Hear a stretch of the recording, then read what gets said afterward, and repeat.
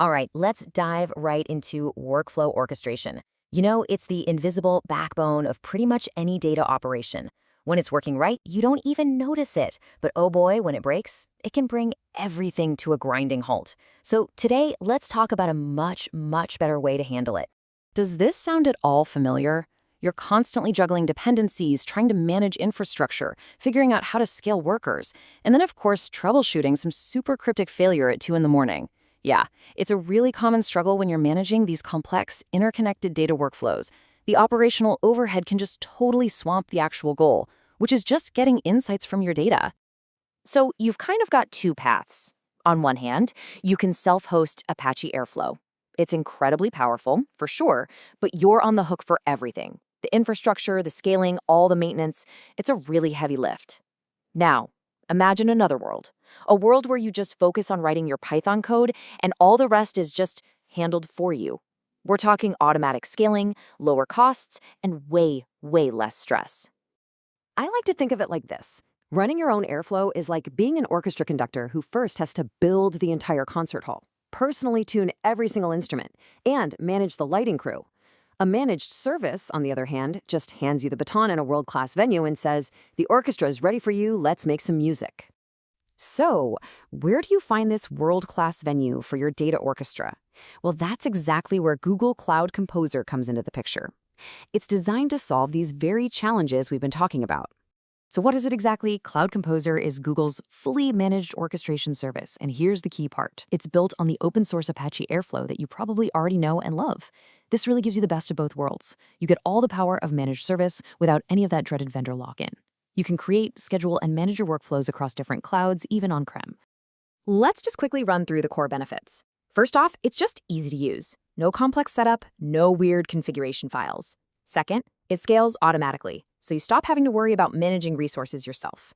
It's also, as you'd expect, deeply integrated with the whole Google Cloud ecosystem, and you only pay for what you use. Pretty great. Okay, that all sounds fantastic in theory, but let's get practical for a minute. How does the pricing actually work? And, how hard is it to get an environment up and running? Now this is a huge deal. With the older versions of Composer, you had to juggle all these separate fees for CPU, memory, storage. It made predicting your costs a total nightmare. But with Composer 3, all that complexity is just gone. It's been replaced with one single unified metric, the Data Compute Unit, or DCU. The DCU just rolls all those costs, compute, memory, storage, into one simple predictable number. And what about setting it up? Well, if you use infrastructure as code like Terraform, it's incredibly straightforward. It's really just a few simple steps. You configure your provider, you enable the Composer API, you create a dedicated service account for security, which is always a good idea, and then you just define your environment. It's all automated, it's repeatable, and it's clean. All right, so your environment is up and running. Now for the fun part, the code. How do you actually write Airflow DAGs that are efficient, reliable, and performant? Let's get into some best practices. First, we have to talk about a crucial concept, idempotency. It sounds like a fancy word, but the idea is actually super simple. It just means that running a task multiple times has the exact same effect as running it just once. So why does this matter so much? Well, because when a pipeline fails halfway through, you need to be able to rerun it without creating duplicate data or a bunch of other messy side effects. And paired right with that is atomicity. This means each task should be responsible for one and only one distinct operation. Think of it like you're building with small, solid Lego bricks instead of one giant, fragile piece of glass. If one of those little atomic tasks fails, you know exactly what broke, and you can fix and rerun just that one tiny part. It makes troubleshooting so much easier. Okay, so here's a classic mistake that I see all the time, and it violates both of those principles. On the left, see that? Using a Python datetime function at the top level of your DAG file. This creates unnecessary load on your scheduler, and it's not idempotent. The right way to do it is to use Airflow's built-in templating. That code only gets processed at runtime, which makes it both efficient and idempotent. Here are a few more high-impact tips for you. Always set catch-up to false unless you have a very specific reason to backfill. Use a dagrin_timeout to kill any jobs that are running away with your resources. And this one is a real game changer. Use deferrable operators. They're like smart waiters. Instead of just standing there waiting for your food, they take your order and only come back when it's ready, freeing them up to help other people. This saves a ton of resources and money. And finally, let Composer orchestrate. Don't let it do the processing. Offload that heavy lifting to services built for it, like BigQuery or Dataproc.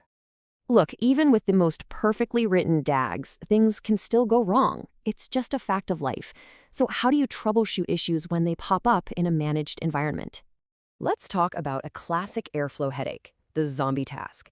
It's exactly what it sounds like. You look at the UI, and Airflow thinks a task is running just fine, but behind the scenes, the actual worker process doing the job has died, usually because it ran out of memory. It's a super frustrating problem to track down. But now there's a really modern tool to help us out. Instead of manually digging through mountains and mountains of logs, you can use Gemini Cloud Assist. And it is incredibly simple. You just find the failed task in the UI, you click one single button that says Investigate, and you let the AI do all that heavy lifting. It crunches through all the relevant logs and metrics to figure out what really went wrong. And the real power here is the quality of the insight it gives you. It doesn't just spit out a generic error code.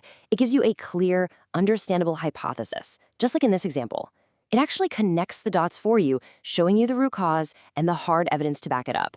Now that's actionable intelligence.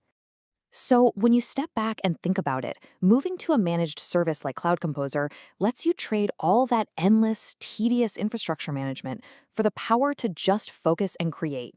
All the complex machinery is handled for you. The concert hall is built, the instruments are perfectly tuned, and the stage is set.